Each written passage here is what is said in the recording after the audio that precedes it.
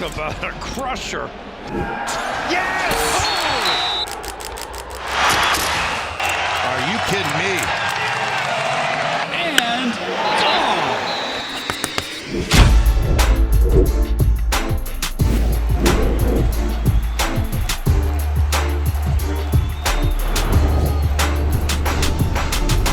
Welcome back to the Schoolyard Sports podcast.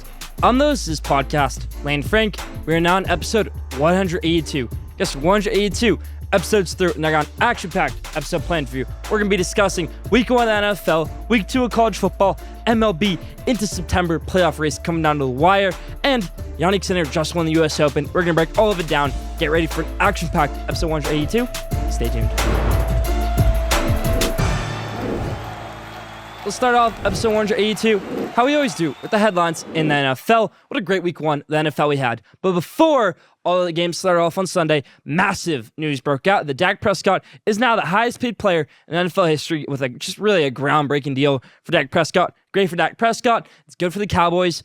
Dak can't go anywhere else. Cowboys can't go anywhere else. They find a good spot. Dak Prescott gets a good contract. Great for him right there, becoming the highest paid player in NFL history, taking a spot from Jordan Love, who was formerly the highest paid player in NFL history. And Jordan Love, got a little bit hurt the other night in Brazil. Rough field in Brazil. Eagles got the nice win. Saquon Barkley looked great. Tough for Jordan Love, that MCL injury, but, it was a good Friday night game. The game we had on Thursday night, Chiefs versus the Ravens, action-packed. Xavier Worthy popped off, you could say, for the Chiefs. 3 touches, 2 touchdowns. Travis Kelce, not a great game, but again, Travis Kelce can contribute in different ways. Blocking, still had 3 catches for 33 yards. Nothing to dwell on. And then defense did pretty well. Could have maybe done a little bit better in the last drive of the game. Of course, they ended up stopping the Ravens, but, maybe if Isaiah Likely had his shoe size a little bit smaller, that would have been a touchdown. Ravens would have gone to overtime, maybe won that game. But good Thursday night game, good primetime games we had this week. Another great primetime game we had on Monday night, Jets versus the 49ers. Jake Moody was my kicker in fantasy. So I was losing in fantasy football. Here's my fantasy football story. I was losing in fantasy football by a lot, let's say. Then I go into Sunday Night Football with David Montgomery. David Montgomery didn't do much for me until we got to overtime. I think in overtime, David Montgomery got me 10 points, got me into that good spot. I was down 1 point, 87-86, going into Monday Night Football. I had Brandon Ayuk and Jake Moody. I was going up against Breece Hall. Breece Hall had about 12 points, so I was like, all right, it's over. I'm not going to win. Brandon Ayuk had 2 points. Then Jake Moody, 26 points. What a great game that was for the Niners. Robert Saleh said it best. It's better to be 0-1 with Aaron Rodgers than 1-0 without Rodgers like it was last season. So yes, they lost, but still a plus. Walking out of a full game with Aaron Rodgers as their starting quarterback. Let's move to the Sunday games. Let's move to Sunday afternoon slate. Deshaun Watson and the Cleveland Browns took on Dallas Cowboys. And Deshaun Watson didn't play great. He really didn't play well at all. And it's starting to wonder, this massive contract that he was given. He was at one point in time, like many NFL quarterbacks, the highest paid player in NFL history. Hasn't shown any of that so far. Baker Mayfield, the guy that they pretty much gave up for Deshaun Watson, they said, Baker, you're trash to us now. We'll ship you off to Carolina for about a 6th-round pick. Baker struggled for a few years, and now Baker's a great quarterback. I bet they'd rather have Baker right now than Deshaun Watson. It was a risky move taking Deshaun Watson in so many ways. Yet they still did it. It hasn't paid off yet. Let's see if it will pay off later. Tyreek Hill had a great game on Sunday. Let's call it maybe a rest game. You could call it like that with Scotty Scheffler, and he had that at Valaha earlier this season when he got arrested right before his round, did his warm-up in a jail cell, and still had a great round that day. Tyreek Hill pretty much got detained before the game on Sunday, still had a great game. Rough situation right there. Glad Tyreek and everybody is safe. Everything's good. Tyreek Hill had a great showing against the Jacksonville Jaguars, and they'll be going up against the Buffalo Bills on Thursday Night Football this week. Should be a great game. We'll talk about next in Schoolyard Sports NFL Game Day. But for the Bills, they got off to a really slow start. Kyler Murray was slicing and dicing for a little bit. Jonathan Greenard was doing really well on defense. His defense, head coach of the Arizona Cardinals. But then the Bills locked in a little bit. Sean McDermott started calling some better plays. Josh Allen played well. The new defense without Leslie Frazier as their defense coordinator played well. And they won a big game right there. Bills over the Cardinals. A big Thursday Night Football game this week. Bills versus Dolphins. You have to wait to see my pick on that till the next segment. The Steelers started out the new era of Pittsburgh football the right way. Justin Fields was their quarterback in this one. Even though Russell Wilson is their starting quarterback, Russell Wilson was injured, was on the sideline still as an inactive, but was injured. Justin Fields played well enough. They got that win over Atlanta. Tough for Atlanta right there. They're also starting a new era. Kirk Cousins as their quarterback. Some positives, though, for Atlanta. Kyle Pitts gets a touchdown. Haven't seen that much from Kyle Pitts in his career. So first game of Kirk Cousins as quarterback. Gets a touchdown. I know Falcons fans are really upset. You could say Steelers offense coordinator Arthur Smith was horrible to the Atlanta Falcons. when he was their head coach. Did pretty well against them on Sunday. TJ Watt played well. Good stuff right there. Caleb Williams, the Chicago Bears, had a good win, but I'm not going to say Caleb Williams played well. 93 passing yards, no touchdowns, 2 touchdowns miscellaneous, one on defense, one on special teams, no offensive touchdowns. Still some things they could work on, but Bears, good win, beating Tennessee Titans. Ryan Callahan, Tennessee Titans coach, said it best. We could have punted on 1st and 10 every single time in the second half, and we would have won. He's right. They gave up pick 6. That was detrimental to their team. But you don't have to say that. You're an offensive head coach, Ryan Callahan. In your first career game as a head coach, do better. That's all I have to say right there. Do better. Patriots had the big upset of the week over the Cincinnati Bengals. If you're in a Survivor League, you probably picked the Cincinnati Bengals to win this game. Biggest lock of the week, maybe, was Cincinnati Bengals over the Patriots. Yet the Patriots played well enough, and they got a win. Texans beat the Indianapolis Colts, but some positives from the Colts. Anthony Richardson had a great pass, 60 yards in the air. Great stuff right there. Panthers, Bryce Young looking like the worst team in the NFL. Once again, unfortunately, David Tepper, this team, this franchise is a mess. What will they do with this Bryce Young situation? Dave Canales, I said it before, is not a good head coach. And he's not going to be the Carolina Panthers. He wasn't a great offensive coordinator in Tampa Bay. I would say most of that could be maybe Todd Bowles' defense, Baker Mayfield playing well on offense. It was a risky hire, and I don't think it'll pay off, and it really didn't pay off at all on Sunday. New Orleans Saints slamming the door, the Carolina Panthers. Los Angeles Chargers had a great debut with Jim Harbaugh, getting a good comeback win. Offense wasn't great, but it's a Jim Harbaugh style game. Run the ball, control the game, get a good win. Bo Nix, rough debut, going up against another Michigan guy. New Seattle Seahawks head coach Mike McDonald, Geno Smith, they had a good game plan. They won that game. Buccaneers, good win over the Washington Commanders. Now, Jane Daniels was the best rookie of all the rookies this week. Better than Caleb Williams, better than Bo Nix, better than any other rookie that played at quarterback. Yes, Jane Daniels was the best, putting up 27 fantasy points, playing really well, even though we're not based things off fantasy, still played well. Good game there last week. Buccaneers versus the Commanders. And finally, the Sunday Night Football game we talked about. Lions, that good come from behind win in overtime. That's about for the news in the NFL. In the MLB, Yoshinobu Yamamoto comes back from injury, hasn't pitched since June, and pitched a gem, the best game of his career. This is the Yamamoto. That was worth $400 million. Not the one we saw earlier in the season. Pitched great the other night for the Los Angeles Dodgers. Juan Soto, yes, contract talks, stalling a little bit. They haven't really been anything with the New York Yankees. It's a big risk now because, Juan Soto is, in my opinion, maybe more valuable to the Yankees than Aaron Judge. Now, obviously, Aaron Judge is the captain. He's there for a long time. Juan Soto is still so valuable for this team. I think there's a very real chance this offseason where Yankees don't even want to field a massive offer to Juan Soto. They say, okay, Juan Soto comes to them and says, Mets are giving me 10 years, $395 million. I don't think the Yankees will match that. I think they'll be okay with what they have. They have Spencer Jones. They have Jason Dominguez. Don't be shocked. Don't be shocked if Juan Soto is not in a Yankees uniform next season. Now, last thing in the MLB, Max Scherzer, Jacob deGrom, and Kumar Rocker will all be pitching this week for Texas Rangers. Well, that's significant. All those guys were on the Mets at one point. Kumar Rocker was picked by the New York Mets, was great at Vanderbilt, now going over to the MLB, finally making his Major League debut. Jacob deGrom coming back from Tommy John surgery. And Max Scherzer has been pitching pretty well this season, come back from injury with the Texas Rangers. That's about for news in the MLB. It's a round out our headlines. Yannick Sinner, the winner of the 2024 U.S. Open, going into the tournament, all the controversy surrounding him, beat all that, and won this tournament. Great job by him. I still stand on my case that Yannick Sinner should have been suspended, but, I'll leave that for another time, or we can go back and watch that from about 2 episodes ago. Yannick Sinner, 2024 U.S. Open champion over American Taylor Fritz. That's about for the headlines this week.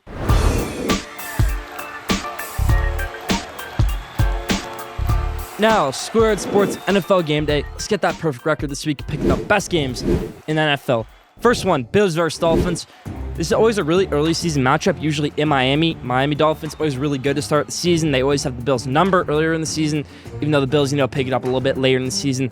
Early in the season, good matchup. Mike McDaniel, you're without Raheem Mostert, might be without Devon Achane. You're going to mix in a good running back, Jalen Wright, rookie out of Tennessee. You're going to mix in former good running back, Jeff Wilson Jr. Not throwing shade Jeff Wilson Jr. right there. It's not the same player he used to be. I still have the Miami Dolphins win this one, though. Like I said, they have Bills' number in these matchups in past seasons.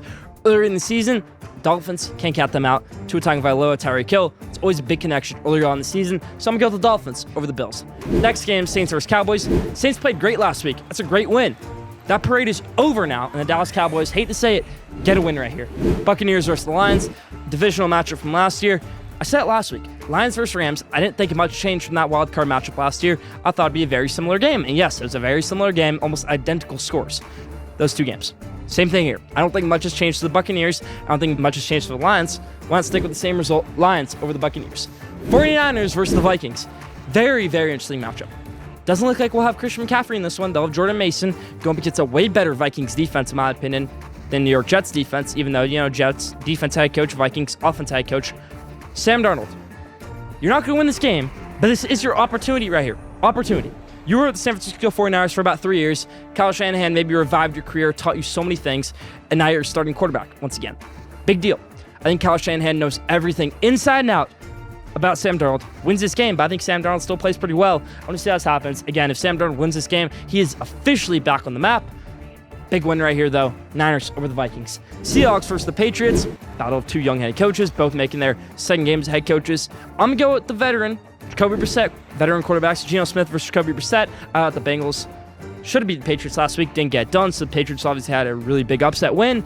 Seahawks played well on defense last week. They're not going to do it this week. Patriots over the Seahawks. Next game, Giants versus the Commanders. I'm a Giants fan. I'm not a biased Giants fan. I'm not a biased Michigan fan, not a biased Mets fan, not a biased Knicks fan, not a biased anything fan. Definitely not a biased Giants fan. So I'm going to pick Washington in this one. Jane Daniels is going to slice and dice his defense. He's going to run all over them. He's going to pass all over them. Terry McLaurin, Curtis Samuel are going to absolutely dust these Giants cornerbacks. And it's a disgrace to say it. It's a disgrace to say it. Joe Shane and Brian Dable have put together a horrible roster of horrible management once again. And we're going to talk about later on in the episode. Washington over the Giants. Jaguars over the Browns. I like Jaguars in this one. Trevor Lawrence and Deshaun Watson, in my opinion, are two of the most underperforming, or at least disappointing quarterbacks in the NFL. They're not bad. They're just underperforming. Deshaun Watson was once considered, a great talent in the NFL, a great player, a perennial all-pro type of guy, a guy who can win you a Super Bowl, a guy who does it the right way. Trevor Lawrence is a guy who's going to be the next Peyton Manning. Now, neither of those guys have lived up to those expectations at all. Let's go with the Jaguars over the Browns in this one. Ravens versus the Raiders. Raiders didn't look good last week. Ravens looked pretty good on Thursday Night Football. Some things to mix up. It's always your first game going to be rough. Ravens get a good bounce-back win this week over the Raiders. Bengals versus the Chiefs. Joe Burrow, Joe Shiesty, whatever you want to call him, didn't play well last week. Jamar Chase was hurt, a little bit ill, played still, didn't play great. I don't think he plays great again this week. Tough for my fantasy team having Jamar Chase. But the Kansas City Chiefs are looking to have an 18-0 type season. I said it. They're looking to go undefeated this year, and that starts again with a big win in week 2. Texans versus the Bears. It's going to be a fun matchup. CJ Stroud versus Caleb Williams. CJ Stroud really broke out last year early on in the season. I want to see if Caleb Williams can break out early on in the season. CJ Stroud is an MVP candidate, no doubt about it. Texans over the Bears. Close one, though. Let's go 31-27. Texans over the Bears. Both quarterbacks play really well. And that's about for Schoolyard Sports NFL Game Day. Now that 2024 Grand Slam tennis season has concluded, we can finally make a list of the top 5 tennis players of this season. Let's hop into it. For 5, Grigor Dimitrov. Grigor Dimitrov was just solid this year. Didn't win any titles, but was very, very solid. Got to the final Miami Open, got to pretty much quarterfinal of what looked like every single Grand Slam. A lot of people have forgotten about Grigor Dimitrov, including me, until this season. And Grigor Dimitrov proved me wrong. Had a great season. The Bulgarian comes out at number 5. Number 4, Alexander Zverev. Alexander Zverev had a really good year. Again, didn't win titles, but still had a good year. Didn't win a Grand Slam. Made a Grand Slam final in French Open. Did decently well at US Open, losing to Taylor Fritz in the round of 16. Still, good season for Alexander Zverev. He comes in at number 4 for me. Number 3, call it controversial. It's Novak Djokovic, everybody. Again, no titles in the ATP Tour, yet he won the Olympics. He won the biggest thing he needed to win, and that was the Olympics. He still made the semifinal of Australian Open. He didn't do well in Indian Wells, didn't play Miami Open, didn't play any tournaments to the French Open. Did decently well in the French Open, then got injured, and then, had a surgery. Came back from surgery, no tune-up tournaments, still made the final of Wimbledon. Then lost final of Wimbledon, still making a final of Grand Slam. Very impressive at Novak Djokovic's age. Won the Olympics. Didn't do well in the US Open, but still winning the Olympics. Puts Novak Djokovic at number 3 on my list. Here's where it gets a little bit controversial. So number 2, Jannik Sinner, ended the year number 1 on the ATP Tour. Not on the Schoolyard Sports Tour, everybody. I don't know how Jannik Sinner ended up number 1 on the ATP Tour. Yes, same amount of Grand Slams, Carlos Alcaraz, maybe a few more Master 1000 titles. I still think Carlos Alcaraz had a better year. Making the final of the Olympics. Sinner didn't play in the Olympics. Making the final, or winning Wimbledon, winning the French Open, winning back-to-back Grand Slams, not just winning them super far apart like Sinner did, Australian Open, and then win the US Open, with really not great competition down the way. I mean, that was an easy win right there in the US Open over Taylor Fritz. Let's say it that way. Even though Carlos Alcaraz lost early in the tournament, still, I think Carlos Alcaraz finished the year the best tennis player in the world. That's about my top 5 this week. The best 5 players in the tennis tour this season.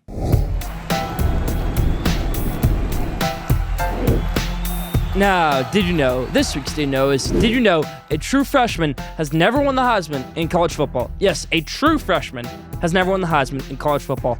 3 freshmen have done it: Jameis Winston, Johnny Manziel, and Bryce Young. None of those guys were true freshmen, all redshirt freshmen. So, did you know a true freshman has never won the Heisman before? Didn't know that? Leave it down in the comments. That's about for Did You Know this week. Now, I'm disgusted with my New York Giants franchise. I think a lot of people should be, not just Giants fans. I'm disgusted with this franchise. So that's why it's my Schoolyard Sports Scream this week. I'm not just disgusted with the franchise, I'm disgusted with people inside the franchise. Let's look at Joe Schoen. I thought Joe Schoen was a great hire from Buffalo, looked good, had a great time in Buffalo. I thought he could be big for us. I thought he could win us, championships. I thought he could bring us the great quarterbacks, even if we don't land Daniel Jones. I thought he could do so many great things. I didn't think he'd fully blunder the Saquon Barkley contract situation, fully blunder the Daniel Jones situation, who actually has more pick sixes than touchdowns since he signed that ridiculous contract for no reason at all. I thought Brian Daboll was a great hire coming from Buffalo. Now I understand why Brian Daboll has passed up so many times his first coaching round. That's why. This is why. Yes, the Giants were great Brian Daboll's first season. They made the playoffs. He actually won Coach of the Year. For all crying out loud. This team is still terrible. This franchise is still terrible. Oh, great. We lost Saquon, but we got Brian Burns. What is an edge rusher who doesn't even get sacks going to do for this team? Edge rushers are overrated in the NFL, in my opinion, because the offensive linemen are so good. Unless you're a TJ Watt, unless you're Max Crosby, who still got destroyed by a rookie offensive lineman last week in the Chargers. An edge rusher should not be worth what the Giants gave up, and it shouldn't be the focal point of the offseason. Kayvon Thibodeau was a great pick, it seemed like, in 2022. Where is Kayvon Thibodeau now? Where? Evan Neal. He's the type of guy now. Evan Neal is a borderline roster type of guy now because of how bad he is. And this franchise has been doing it for years, with years on top of years of bad players and bad picks. Even before Joe Schoen's time, even before Brian Daboll's time. When are the Giants going to get it right? Because before it was Daboll, it was Joe Judge. Before it was Joe Judge, it was Pat Shurmur. Before it was Pat Shurmur, it was Ben McAdoo. Can't even remember his name. Ben McAdoo, who was the offensive coordinator, took him to the playoffs first year, and got fired the next season. Maybe they should have kept Ben McAdoo. Actually not, because he was horrible for the Carolina Panthers as their offensive coordinator with Bryce Young. I am so sick of this franchise. No defense, no good quarterback. Great, we all watched the Hard Knocks. Joe Schoen asking his kids, who should we take at quarterback? His son said Jaden Daniels, Drake May, Marvin Harrison. They took Malik Neighbors, and they kept on Daniel Jones. Who's going to throw the ball to who should be an all-star, Malik Neighbors, and I think will be an all-star, Malik Neighbors? Nobody's going to throw him the ball because there's no offensive line, there's no quarterback. Well, I mean, this is a joke. Andrew Thomas was a great pick back in the day, back in 2020. Nothing since. Absolutely nothing since. Jalen Hyatt was a big pick in the second round for the Giants in 2023. I think he played 3 snaps on Sunday, going into the fourth quarter. So insane, this franchise. Kenny Golladay, big signing for the Giants a few years ago. Kenny Golladay was probably the worst signing in New York sports history, and that's saying a lot. This Giants team is a disgrace. More of a disgrace than the Jets are in New York. New York Jets. Tough to say. That's my Schoolyard Sports Scream this week on the New York Giants. I'll say it. Fire Brian Daboll. Get rid of Daniel Jones and maybe fire Joe Schoen. I'm done. I'm done with it as a Giants fan. I'm done. That's about for my Schoolyard Sports Scream this week.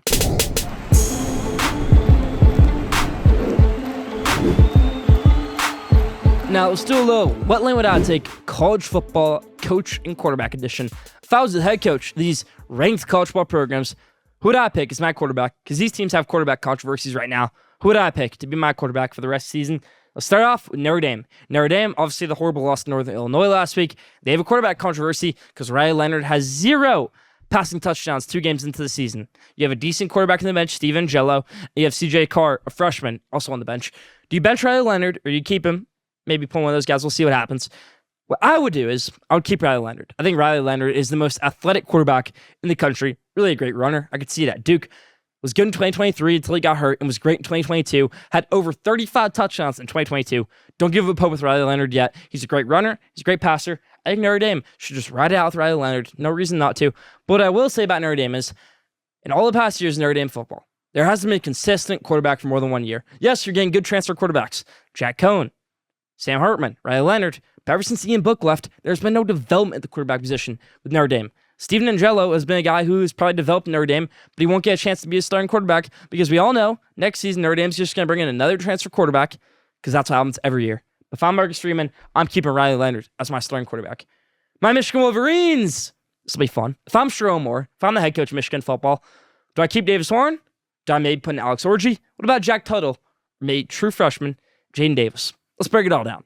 Davis Warren, I was really happy that he won the starting job out of camp. He's a great story. Walk on, has had a great time at Michigan, but he really doesn't have that many reps in his time at Michigan leading up to the season and showing. He's really more of a game manager and a poor game manager because he's still making mistakes. I think Davis Warren can be a good quarterback at Michigan, but I don't think right now can be that time. Again, he's a senior, so not much time for him, but if we're going to think about the future of Michigan football, Davis Warren, unfortunately, is not that future. And I'm going to say it again, I don't think Alex Orji is that future either. He's a junior. He's not a true quarterback. If they really don't trust him to throw the ball, then why is he a quarterback? If he's such a great runner, put him at receiver, put him at tight end, put him at running back, put him at safety, put him at kick returner. Do whatever you can. I don't think Alex Orji is the solution either. What about former number 3 overall recruit Jack Tuttle, 7th-year quarterback? Jack Tuttle could be that guy. I think Jack Tuttle might have been that guy if he didn't get hurt in fall camp. Jack Tuttle healthy now. I'd love to see Jack Tuttle start. But what about the oddball? Jaden Davis, everybody. So going into their senior year of high school, Dylan Raiola and Jaden Davis were ranked number 1 and number 2 in the country. Then Jaden Davis fell off a little bit, in the rankings, but maybe not play-wise. Dylan Raiola is absolutely tearing it up in Nebraska right now, being a Heisman candidate just 2 games into his freshman season, true freshman season. What if we see that from Jaden Davis? Let him throw the ball. Let him start this game. Because Michigan, easy game this week. Arkansas State. The next week, your season's on the line at the Big House versus USC. Win that game, you're back in the conversation. Lose that game, and the house is coming down. Sherrone Moore, Connor Stallions, every conversation is being brought up. This quarterback situation needs to be addressed for Michigan, and I think it should be changed from Davis Warren, Jaden Davis, or Jack Tuttle, in my opinion. Now, for Florida, Graham Mertz was horrible in week 1. Then he got a concussion. Graham Mertz still a swagger, in my opinion. He's still a good quarterback. Maybe not for Florida, though, because DJ Lagway, 5-star freshman, came in and absolutely tore it up for Florida on Saturday. Billy Napier said they're going to split time this week against A&M. You're playing A&M. You're playing a great defense coach, Mike Elko. That's a stupid thing to do by Billy Napier to not start DJ Lagway out of the gate. So if I'm Florida, I'm starting DJ Lagway right away. For Auburn, tough loss to Cal last week. Peyton Thorne is not a true, real Power 4, great quarterback in my opinion. It's a ridiculous thing that he's their quarterback. It's a ridiculous thing that Hugh Freeze, who's been a QB guru before, can't go out in the portal and get somebody. Peyton Thorne needs to be benched. I don't know who their backup is going to be, who they should put in, but Peyton Thorne does not look like the guy at all. As a true SEC starting quarterback, Peyton Thorne, just not that guy. And the last one, Florida State. DJ Uiagalelei has been really bad so far. And you look at DJ Uiagalelei, and he looks like he's going to be a demon. You look at him, he's very physical. 6'4", 240 pounds, big presence for DJ Uiagalelei. You're like, oh, this guy looks like a massive quarterback. He runs a great time. He has great throwing power, great accuracy, great high school stats. What's the flaw? The flaw is that he can't actually focus in a real football game. Now, can Brock Glenn, the backup, do that? I don't know. Brock Glenn won them an ACC championship game last year. That's all I know. For right now, stick with DJU, but consider the move to Brock Glenn sooner rather than later if DJU starts struggling. That's about for what lane would I take this week.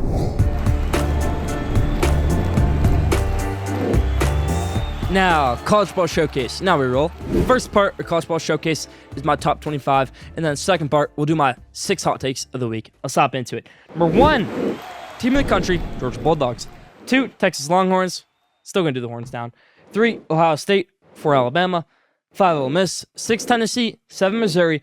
8, USC. 9, Miami. 10, Oregon. 11, Michigan. Go Blue. Before you go crazy about that, wait till the end for the analysis.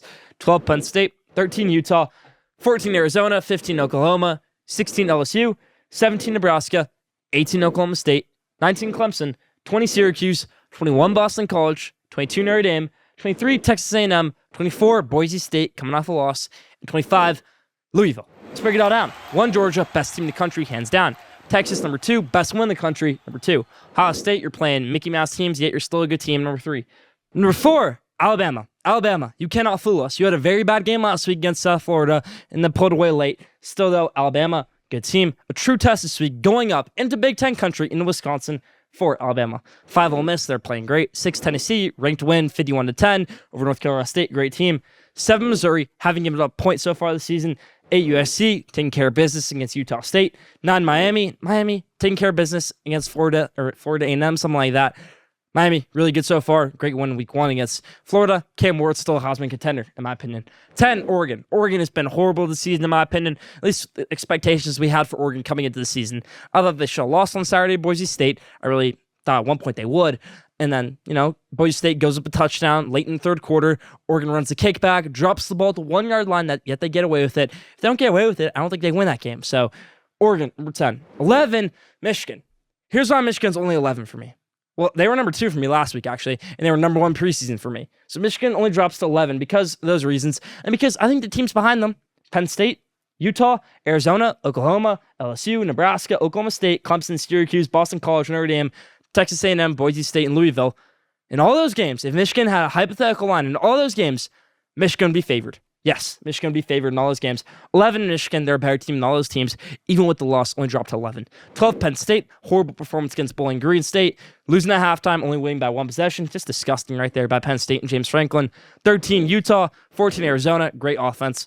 Good matchup this week, top 25 matchup versus Kansas State. 15 Oklahoma, bad game against Houston. Good game this week against Tulane. Let's see what happens. 16 LSU. Good game this week against South Carolina. 17 Nebraska. Just really destroying Shedeur Sanders in Colorado. 18 Oklahoma State. Good comeback win. 19 Clemson. Taking care of business against Appalachian State. Great rebound. Great offense. So you love to see him Clemson. 20 Syracuse. Kyle McCord. Give it up for Kyle McCord, everybody. Fran Brown has put together a great team so far in 2 weeks at Syracuse, and they upset Georgia Tech. Great win. 20 Syracuse, 21 Boston College. Boston College coming off that big win at Florida State. Another good week 2 win. They have a good matchup this week. On the road at Missouri, 22 Notre Dame. Notre Dame losing to Northern Illinois is unacceptable, in my opinion, especially for Marcus Freeman. 23 Texas A&M going into the swamp this week. 24 Boise State. I think Boise State should still be a ranked team. They had a great week 1 game, rushing all over the defense. Austin Genty, the best running back in the country, arguably the best player in the country, and then almost beating Oregon on the road. 24, Boise. 25, Louisville. Tyler Shug, 7th-year quarterback, still doing well. And Jeff Brom, always a good head coach. That's about my top 25 breakdown. Hot takes coming up next.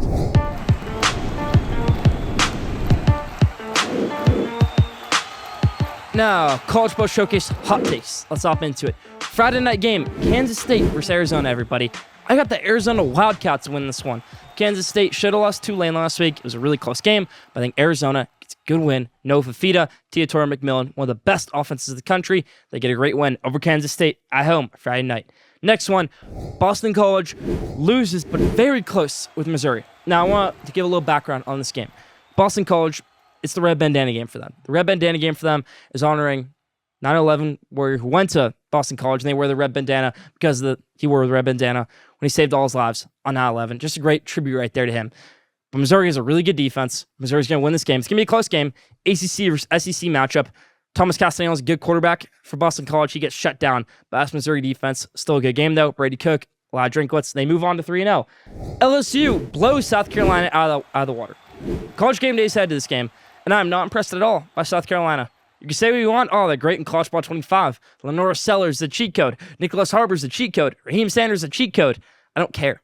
LSU, Garrett Nussmeier, they played decent last week against Nicholls State. I think they rebound. I think Brian Kelly, really upset about that close game last week, and also the week before the loss against UFC. LSU blows South Carolina out of the water. Next one, and a big one, we get the Civil War of college football. Oregon State versus Oregon is September this year because of the new conferences. We still get the game. It's in September. It's in Corvallis, Oregon, everybody. Not Eugene, in Corvallis.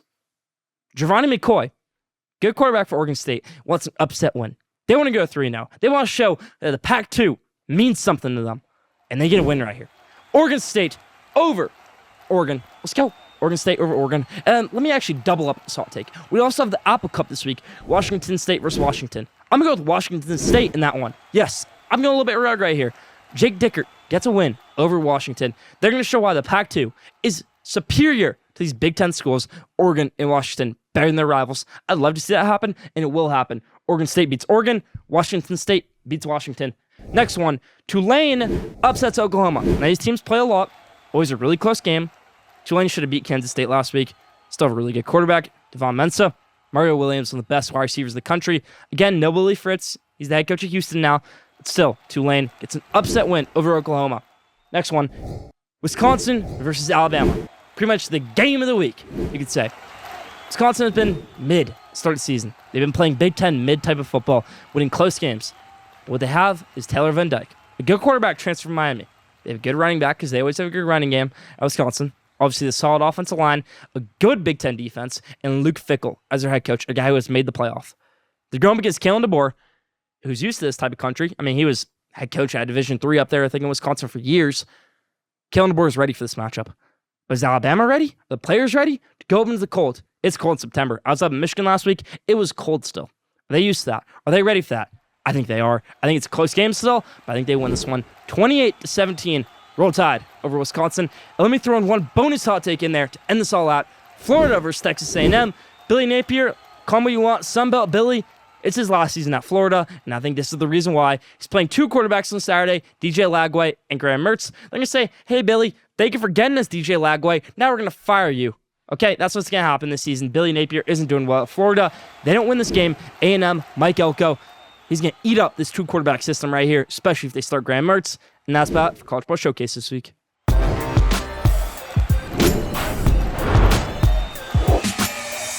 Now, at the buzzer. This week's At the Buzzer is about the AL MVP race. Aaron Judge hits a lot of home runs. Great. He's in a massive drought right now. That means Bobby Witt Jr. should be our AL MVP. No more co-MVP talk. I'm giving this whole thing to Bobby Witt Jr. The highest batting average in MLB. 30 home runs, so many RBIs, and playing great baseball for the Kansas City Royals. Bobby Witt Jr. is the most valuable player in the AL over Aaron Judge, in my opinion.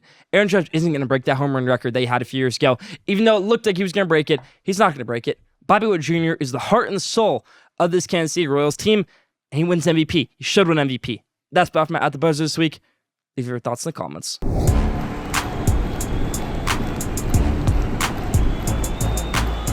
Now, the best for last question day. This week's question day is, what is your dream regular season college ball matchup? It can be non-conference, it can be in-conference. What is your dream matchup? I would say maybe like Georgia going up to the Big House week 1, or maybe even Michigan going down Georgia week 1. Alabama going up somewhere. I mean, they're going to Wisconsin now this week. That's great.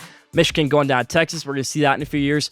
I like to see coast versus coast. We're going to see some of those matchups in season this year. You know, Oregon going to Michigan, Penn State going to USC, playing in LA. Those will be fun matchups. What is your dream regular season college ball matchup? Leave your answer in the comments. That's about for question day this week. That's about for Schoolyard Sports Lane Frank, episode 182. Thank you for tuning in. Follow Schoolyard Sports Instagram at Schoolyard Sports. Follow Schoolyard Sports on X at Schoolyard Sport. Don't forget to subscribe, rate, and review for the best sports content in the world. We'll be back here next week, episode 183. Stay tuned.